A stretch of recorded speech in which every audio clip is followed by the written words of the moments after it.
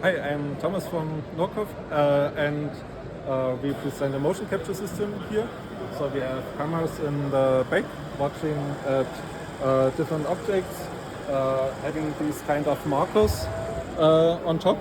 So we have small markers, or on the snake we have bigger ones, and they reflect infrared light to the cameras, and the cameras detect the position.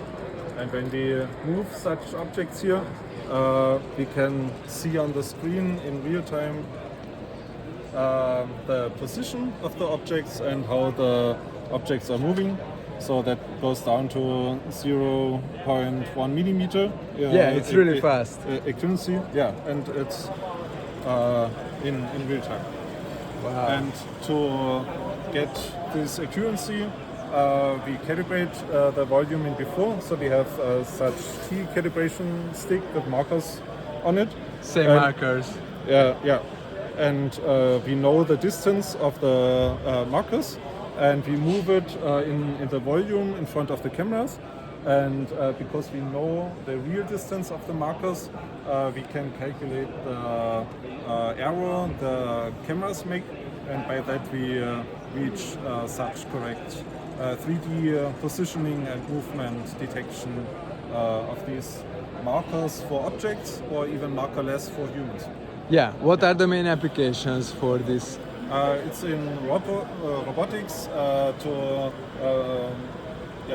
measure position, to measure interaction, human-robot interaction, because we can also detect the humans without markers.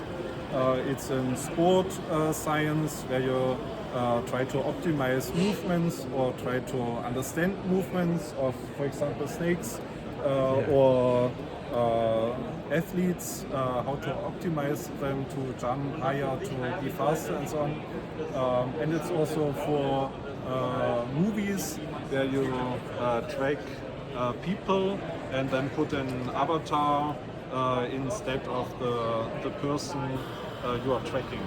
And then two real person can interact, and in the scene two avatars are interacting and communicating to each other.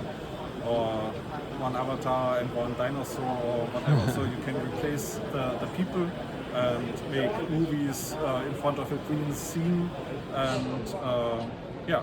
Yeah, it's good for teleoperation and training of robots too, right? Again? Teleoperation and the training of robots?